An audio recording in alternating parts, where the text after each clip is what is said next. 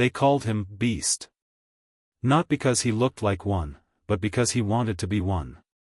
He didn't always want that. There was a time when he dreamed of being a hero. A firefighter. A protector. But life has a cruel way of twisting innocent dreams into shadows of hate. This story is about Zayan, a boy from a forgotten alleyway in a forgotten part of the city. You may never have met him, but his story might sound painfully familiar.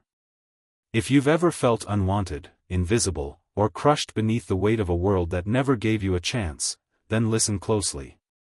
Because how this ends may just change something in you, too. Zayan was born in poverty.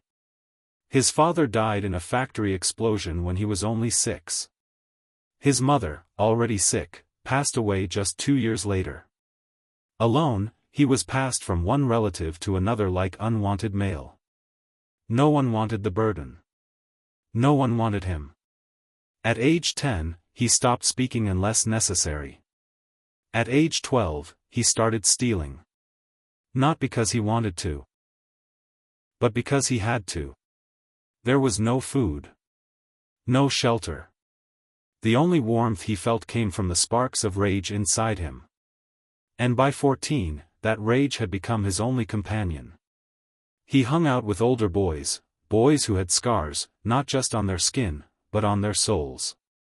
They taught him how to hurt without regret. They told him kindness was weakness. That if you wanted to survive in this world, you had to become a monster. Not just pretend, become one. Zayan listened. He carved hate into every corner of his heart. He'd throw stones at innocent kids, scare shopkeepers, break windows for fun, and laugh while others cried. He felt powerful when others felt fear. But deep down, in the part of him that still remembered his mother's lullaby, he hated himself. He couldn't sleep at night. Sometimes he'd stare at the ceiling of the abandoned building he slept in, whispering to no one, "Is this really me? Am I really this?" He didn't know. No one had ever told him otherwise. Until one cold December evening. It was raining, sharp, icy rain that stung the skin like needles. Zayan was soaked, hungry, and angry. He walked past a bakery, the warm smell of fresh bread torturing his senses. He hated how it reminded him of childhood, of the times his mother bought him a small bun with whatever little she had. In a moment of desperation, he picked up a stone and hurled it at the bakery window. Glass shattered. Alarm screamed. But before he could run, a hand grabbed him, strong, firm, but not cruel. It was the baker. A tall, middle-aged man with tired eyes but a calm face. Zayan expected a slap. Maybe a beating. Maybe the police. But instead, the man looked at him and said softly, "You look like you haven't eaten in days." Zayan blinked. Confused. The baker sighed, looked at the broken window, then at Zayan again. "Come inside." Zayan refused. He didn't trust this. He was the monster, remember? People feared monsters. They didn't feed them. But the man didn't give up. He brought out a small tray, 2 buns and a cup of hot milk. "Eat. Then go," he said.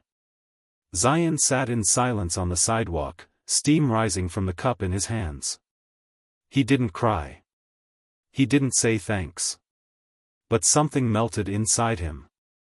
That one act, that one unexpected kindness, tore a hole in his shell. 4 weeks, he stayed away. But every night, he'd stand across the street, staring at the bakery.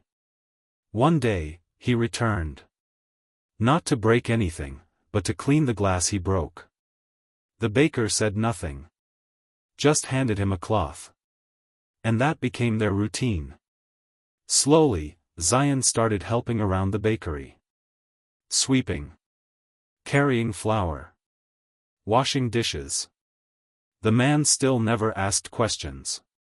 He just gave Zayan a little money, a warm meal, and a place to rest if it rained. Over time, Zayan began to change.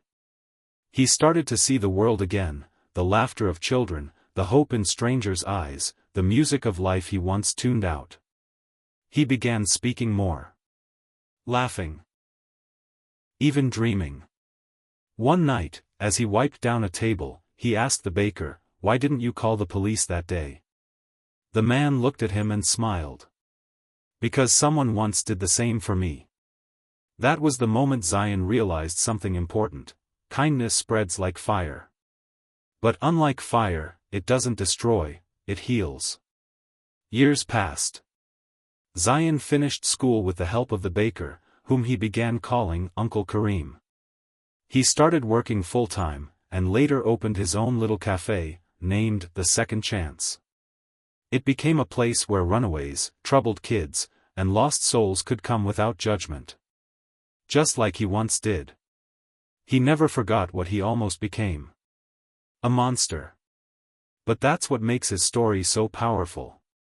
Because the world gave him every reason to become a monster, but one man's kindness gave him the courage to become human again. And now, Zayan spends his days offering the same kindness forward.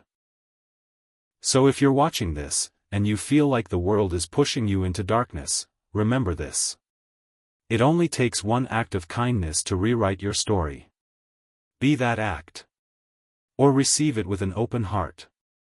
Because monsters aren't born. They're made. But so are heroes. And the difference is kindness.